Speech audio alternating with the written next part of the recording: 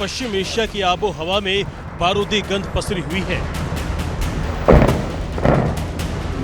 इस बीच Donald Trump ने Hormuz strait के बहाने विश्व युद्ध की चिंगारी सुलगा दी है।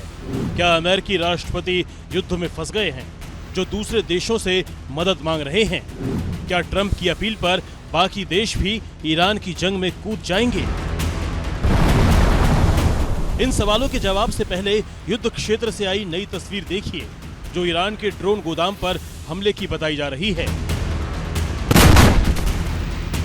दावे के मुताबिक इजरायली वायुसेना ने इस हमले में न सिर्फ ईरान के बड़े ड्रोन जखीरे को तबाह कर दिया, बल्कि वहां से भाग रहे ईरानी सैनिकों को भी मार गिराया है।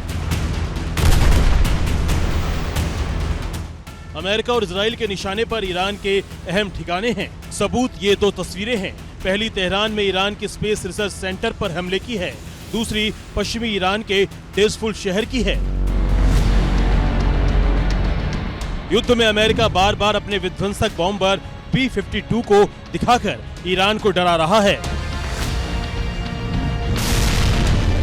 लेकिन ईरान है कि जवाब देने से चूक नहीं रहा। तस्वीर इजराइल पर ईरानी सेना के जवाबी मिसाइल हमले की है। इजराइल के अलग अलग शहरों पर ईरान मिसाइलें, क्लस्टर बमों और ड्रोन से लगातार पलटवार कर रहा है।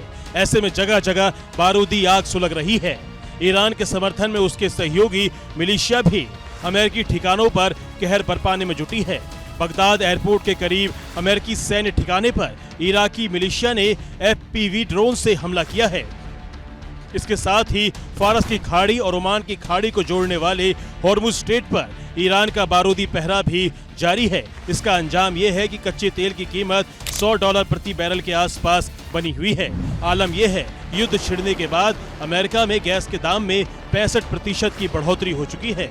ऐसे में अब ट्रंप का सब्र भी जवाब देने लगा है। कहा तो अमेरिकी राष्ट्रपति ईरान को बुरी तरह से तबाह कर देने के दावे कर रहे थे, और कहा अब बाकी देशों से हॉर्मुज की खातिर जंग में शामिल होने की अपील कर रहे हैं।